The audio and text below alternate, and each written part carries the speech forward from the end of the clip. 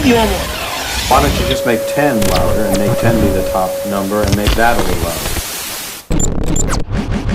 These go to 11. Hey, thank you for your time. I know we spoke with you probably like a year ago, right prior No, to thank the you. Nervosa tour that you did of the United States. So Yeah, thank I you for your remember. time for that. That's awesome. Hey, I guess we'll pick it up from there because I was looking forward to seeing that tour. I did course. see that tour Nice. in Portland, Oregon. By all indications, it didn't seem like anything was really wrong within the band. I don't know if you can even share what ultimately happened, because it seems like that lineup is no more. No more, exactly. It's sad because, we had like super huge expectations. We were super excited with everything. We were like super involved into the whole process. Right. But, sometimes shit happens. Right.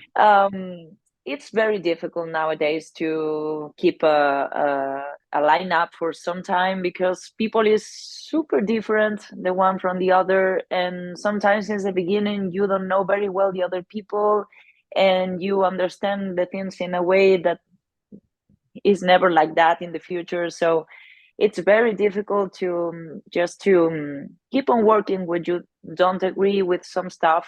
Yeah. And I think it's better just to part ways. It's something normal that happens in many bands. But I think the problem in here, this is an all-female band. So everyone puts all the attention on us. And it's Right. like they are fighting, they hate each other. No, Right. simply it's like, if you don't agree, if you think that you can keep on working that way, it's better just to step aside and that's it. Right. And I imagine for yourself, it was probably kind of frustrating in the sense, because I mean, it seemed like you were really looking forward to the tour, which you guys completed. Yeah. The record was great. I mean, it just seems like you got it, like you said, you created a lot of a buzz, and some of it might have been because it was an all-female lineup, which, it's always great to see women play heavy music. Right. So how difficult, it wasn't probably very difficult for you to step away from that, being that you had Bloodhunter kind of as another project that you have, that you're investing time in, right? Yeah, because since the beginning, that was another reason to step aside. Because since the beginning, I was told, "Don't worry, you can keep on working with your band. We will find like a balance with both the schedules." Because at that time, Bloodhunter was not playing that much, so it shouldn't be a problem. But then we started to receive many offers to go on tour in Europe, South America. And when I was asking, like, look, we don't have anything at this month, so can I have a tour in here? And all the time was like, I don't know. In the beginning, I didn't realize that was happening to me, and I was like harming my band. Right. So after many months, the guys were like, okay, just take your time, think about it, and let's see. But it would be nice if we could do a tour at least. Sure. So it's been a whole year. I wait for an entire year just to try to think if it was because we just released a new album with Nervosa and we needed to promote it ASAP because because of all the lineup changing constantly, people were not very confident about that. So I was like, okay, I'll go with the Nervosa, I'll do all the tours, but when I have like a free spot, I like to use it. And as I was saying, no, finally I didn't have another option because I joined Nervosa with that condition that I could keep on touring and doing stuff with my band. Right. Out of curiosity, I mean, had you done any touring in the U.S. Leading up to this spring tour of last year with Nervosa? No. And what was the experience like for you? It was amazing. It looked like it. Yeah.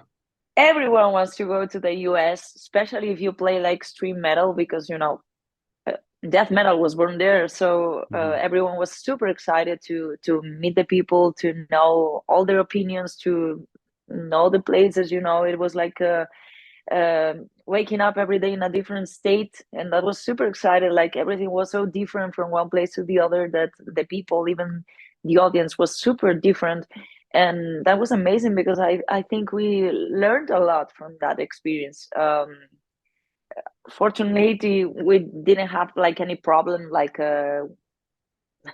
you know, it was not like the case of Krita that we know Oh, that right. the hurricane and everything happened while they were there. Right. So that's crazy. That could have happened, you know. Right. And I think about that now because it's like we didn't have any insurance, nothing. If Yeah. something happens, you're fucked up. I mean, Yeah, sure. it's super difficult because it's not the same. Things are not working the same way than in Europe, for example. So it was very risky, even if we did everything like perfectly fine. We had our visors. I remember the day we get into the interview to Right. do the whole thing.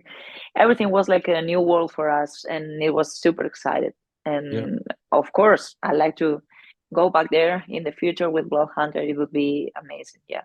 Yeah, that'd be awesome. Which, you know, getting into Bloodhunter, I mean, I ordered the album. It took a while to get here in the United States Oh, from thank Europe, you. but it was Yeah. well worth the wait. I mean, it was an awesome record.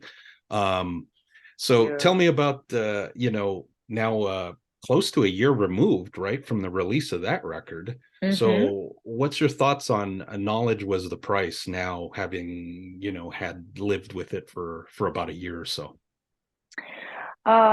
It's for sure the most technical album we've done before.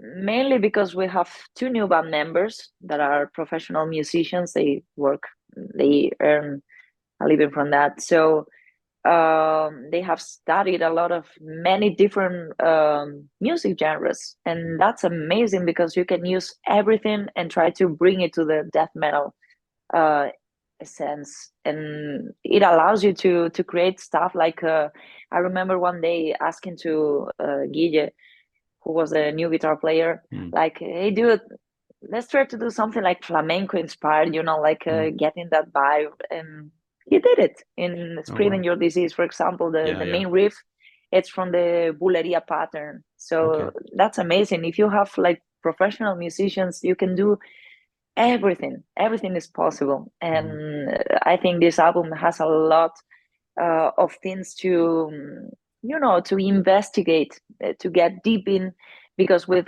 just only with the first listen it's not enough. It's like every time you listen to the album again, you discover something new. And I think that's very exciting in an album, because nobody dedicates so much time to listen Right. to an album anymore. So it's challenging, but I think it's very interesting. And of course, we couldn't play many shows during that year, but that's a pity for sure. Right. But we are like trying to, you know, rebuild everything, and we are writing a new album already, so we can Nice. probably release it next year and go on tour and do the whole thing. Nice. So how many songs do you guys have put together at this point in time, or is it just kind of demo song ideas, or what's that looking like? You know, we realize that we always have like 11 or 15 songs in each Mhm. album, so I think it's gonna be the same. As far as Okay. now, I think we have half of it, but it's only demos, so we need to work more. You know, it's like the final version, probably it's the 100 million Right. final Right. version, because it's like every time you listen to it, it's like, this is not working, so let's check it out again. And of course, for this new album, we want to try something new. So we have something new to offer, but still from the death metal side. And Mhm. we are working on new stuff with my boys too, to find new registers. And yeah, I think it's going to be a Wow. blast for sure. Now is it going to be more melody infused into this stuff? Because I know you're pretty versatile as far as vocal abilities and stuff. Oh, thanks. What I love the most of Bloodhunter is that you can feel the groove in every single riff. It's like Mhm. you're moving all the time. It's like Right. you can't stop, you know. And it's difficult to think about um, a growl in that way, because growlers, we don't have many melody. You have to play with Right. rhythm, or just trying to do something high and then something super deep, but you don't have like notes or tune like Right. melodic singers. So it's very difficult, but we are working on it, and I think we are like getting to that point, because sometimes if you mix like two tracks, something a bit melodic and another one just rolling, you can create these effects. I love, for example, Nergal in the last Behemoth albums are doing that stuff a lot. And I really love it because you can understand much better the lyrics. You can understand the melody, and it's amazing. For example, Arch Enemy, Alisa is doing that all the time. That's awesome because you can sing it. It's not only growling, it's like sing it. That would be a great band to see you guys pair up with and do a supporting role of a tour, with Arch Enemy. That would be awesome. Yeah. That Both Arch Enemy or Behemoth are like some of our faves. So definitely, yeah. Yeah, wow. So for yourself, being that you were in Nervosa for that period of time, I mean, I'm sure that's also benefited Bloodhunter to a certain extent, right? I would imagine. And then and just watching your social media, it's like you guys are playing everywhere, regardless if it's a small stage, medium stage, large stage. I mean, it just seems like you guys are willing to just kind of hustle and pay your dues, which is awesome. As far as that goes, I mean, what is your preference as far as stage setting? Do you prefer the bigger stages or the smaller clubs where you're right in your face with the audience, or what's the preference? Yeah, we've been talking about that lately in the band because like a couple of weeks ago we played in a super small venue in a super small city, but it was great because the place was full of people and everyone was so excited that you can feel like the sweat in here. I remember I was singing and people were like that was fun for sure. Right. So definitely the smaller stages have a little something more, right? Because I mean, even when I saw you guys in Nervosa, that was a small little club, but I mean, people were packed in there. But overall, I mean, I think that added to the experience. Yeah, you can feel like this energy around you. You feel that you connect with people. And in festivals, I mean, I love festivals. I love singing open air. It's like freedom, the air blowing in your face. But people are not really there because of you.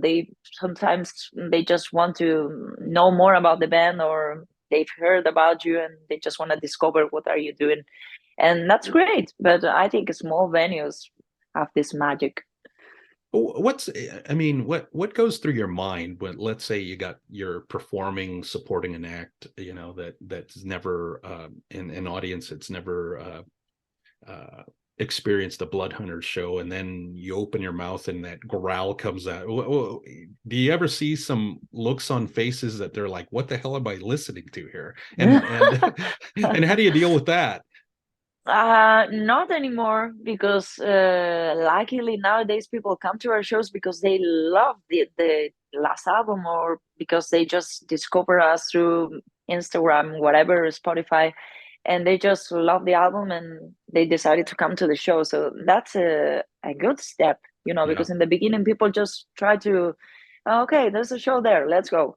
And probably they don't have idea about what that's going to happen. But lately we discovered that people just come because they know us, and that's amazing because they even know some of the songs, and that's great. It's like, okay, cool, that's what I like. In the beginning when I was starting to sing, I was like, okay, let's see if they like this or not, and I was just screaming and people were like, wow, like that small girl, it's playing that sound, it's amazing. Because I was super tiny, I was like 20 years old, blonde, super skinny, and everyone was like, no way. But I did it. So yeah, that was funny times. But now it's more like, okay, I'm singing, and the more I know the lyrics and everything, it's like, that guy in the left is not enjoying the show. That guy in there is having the time of her life. Right. You are like analyzing everything. Right. How do you deal with that? Like, let's say I get, the people that are into it, which gets you into it, but do you try to win over that one person that you lock into and you're like, hey, that guy doesn't look like he's really enjoying himself, I'm going to do something? I mean, you want to have fun with the one that is having the best time of her life, but also you need to win the attention of the other one. So I just focus on that one, and if I feel like this is kind of intimidating, I go to the other one just to keep everything balanced, you know. But it's fun because it's like a challenge. Of course, not everybody likes you, and it's okay. But if they have like a good time just watching the show, it's more than enough. Yeah. So on Knowledge Was the Price, you had a special guest on there, which I was pleasantly surprised you had Tim Ripper Owens on there. Tell me how that came to be, and he was even included in the video for the tune. Yeah, catch us up on that real quick. That was great. Definitely, because you know, that's another like cliche that everyone has with death metal bands. In this band, our guitar player and founder member loves Judas Priest. Is a classic heavy lover. He loves also Septic Flesh, Behemoth, and Gojira, and this kind of new stuff. But like his base, it's always been like Yngwie Malmsteen, Judas Priest, Black Sabbath, Ozzy Osbourne. So for us, if I was not the growler or the singer in this band, probably the music genre will switch to power metal or heavy metal or something like that. So we were like super devoted to the classics, and we were thinking about, okay, we would like to have a collaboration in this album, something more melodic than in the previous ones, just to have this contrast. And we were thinking like, okay, let's say some names that we could like work with. And Danny, the founder member of the band, was like, you know, my dream would be just to have Ripper Owens in this, because it's his favorite singer. His favorite album from Judas Priest is Jugulator. Oh yeah. And yeah, so it was like, you know, that would be amazing. And our management agency were like, okay, give me some time and I will try it. And some days after that, it was like, okay, Tim Ripper Owens is gonna come. And we were like, what? This is amazing. So he was great. He's such a humble person, and personally I think he's so underrated as a vocalist, because when he sang the first tracks of the collab, it was like, dude, he's screaming at this point, and he's doing high notes at this point, and then he's going super low. It's amazing. He can do everything, and everything matches perfectly with my voice too, and that's not easy to do. So we are super grateful to have him. When he came to film the video clip, he was super lovely, nice guy. And of course, it was great to listen to him speaking about the old times, his times in Judas Priest, with Beyond Fear, with Ice Earth. It's like, man, I could listen to your stories for hours. You know, it's like, you know, he traveled for, I don't know, 18 hours on a plane, because he lives, I don't know, in Middle West, I think, of the US. So it was like 2 planes, and then traveling by car until the place for the filmings of the video clip. It was amazing. Yeah, so definitely check out the video for Never Let It Rest. I mean, it's awesome. And the album, just in general, just the whole album's killer. So thank you. You played a special guest role, though, in a Holy Moses tune. So tell me about that and how that came to be, because that's big news for you. Yeah, of course.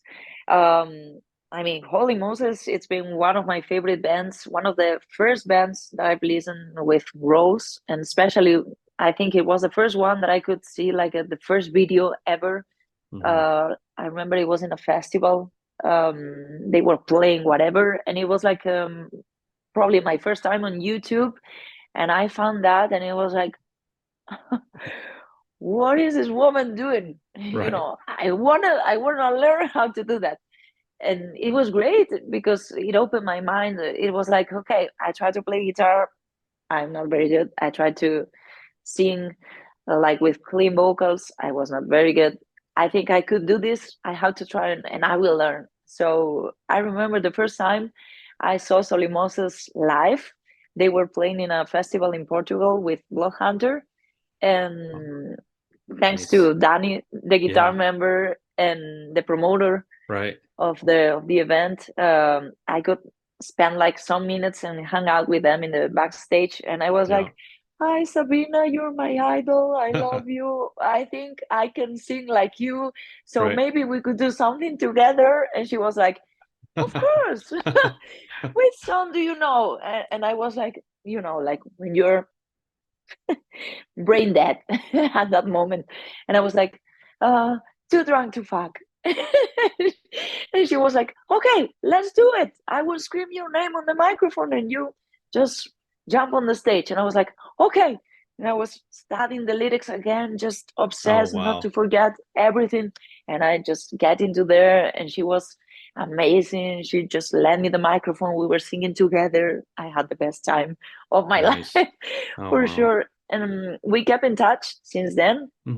And I remember I met Gerd, the drummer, like last summer, because they were playing with Tankard, and he's like the sound guy for them. And he was like, "Hey, how are you doing? Long time no see, blah, blah. We're gonna release a new album and we would like to have some guests. Would you be interested in be one of the guests?" Of course. Wow. Of course. And then it turned out like it's gonna be their last album ever. So that's kind of sad, but it's a huge honor for me as a fan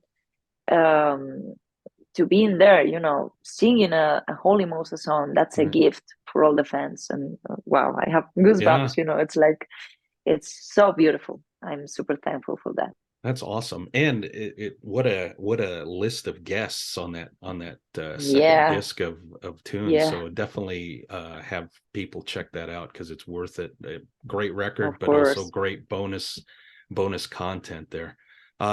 So what's the plan for the rest of the year for you? I mean, here we are almost hitting the midway point of the year. You said album next year, probably, for Bloodhunter. It's crazy how time flies. It's like half of the year is gone. Hurry up. You have to work super fast. So we have some shows until the end of the year. We have to announce a couple of shows more. And of course, we have to work super hard to get this new album finished, because we would like to release like the first single by the end of this year. But let's see, because we need to, to book the studio, have everything perfectly finished, and it's gonna take a while, but that was the plan. So let's see if we can make it with the deadlines. And of course, when the new album is released, we're gonna keep on playing. And we were working on some dates for Latin America, because during the pandemic situation, we received some offers to do so, and then the pandemic situation started and everything has to stop, so we couldn't make it. But of course, for 2024, definitely we would like to go on tour finally outside of Spain, Portugal, and that would be it. We have to work super hard during the next months to make everything happen. So So for yourself, if any opportunity came up for you to lend your talents to another band, would that be like something you'd have to reconsider really hard, or would it be an absolute no at this point in time? I feel old. I feel a bit old because, with Bloodhunter, I've been singing in this band for the last 10 years. I think next year it's like our 10th anniversary from the release of the first album.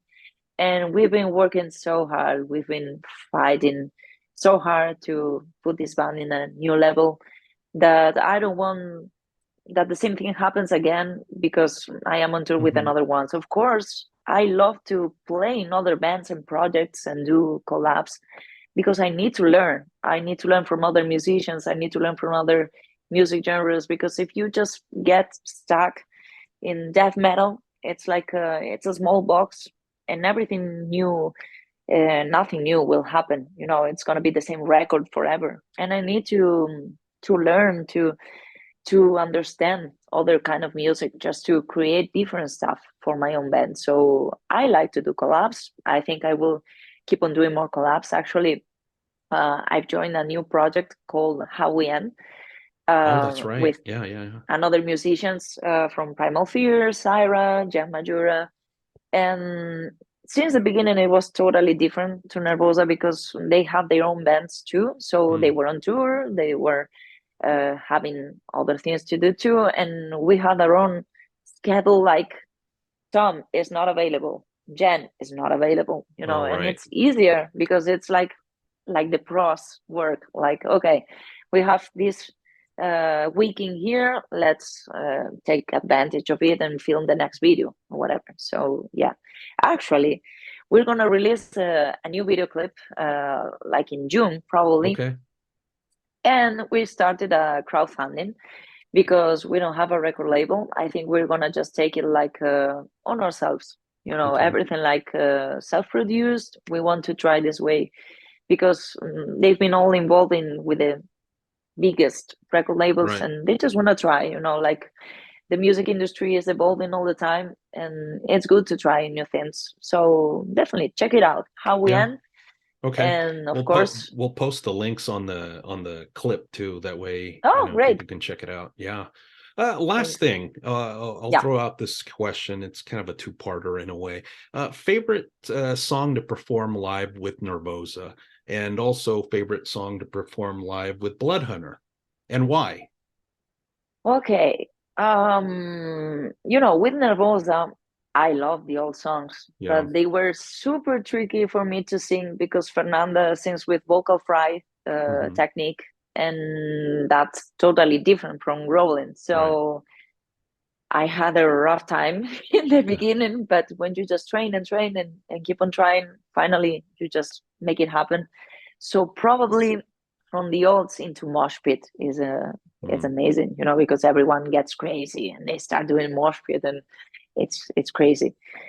And from the new album, probably Under Ruins, I remember I just started to jump in the end of the song, and everyone was like looking at me in the beginning, you know, like, dude, this is trash. But then they were jumping too, so it was great, and they were Nice. having fun. So I love that. And with Bloodhunter, I mean, I have many songs that I really enjoy playing live, but I think probably Let the Storm Come. It's one of my faves from the previous album because we were opening the shows with that song on the previous tours, and it's like super right to the face, you know, it's going right straight to the point, and everyone was doing Wall of Death in the middle of the song, and it was, you know, pure energetic since the first minute. I love that. Nice. Hey, thank you for your time. This is the second one. Hopefully we get a third sometime as it gets closer to either announcing the new project that you're working on, you know, once that gets rolled out, or maybe even the new video coming up down towards the tail end of the year for Bloodhunter. Or We'll the figure it next out. tour, Or the next tour in tour. the US with Right. Bloodhunter, of course. Yeah, wouldn't that be awesome? So I'm Yeah. totally keeping my fingers crossed for that. That would be awesome. Me too. So, hey, thank you so much for your time. Have a great rest of the day, or I don't know, it's probably night over there right now. Here it's still about day. Not really. It's like super sunny, you know. Oh, Spanish is it? Oh, there you go. weather. Okay, well, there you go. So you're good there. All right. Well, enjoy the rest of the day. We'll catch up soon again. We'll get you a link. We'll post all the social stuff on the clip, and thank you so much.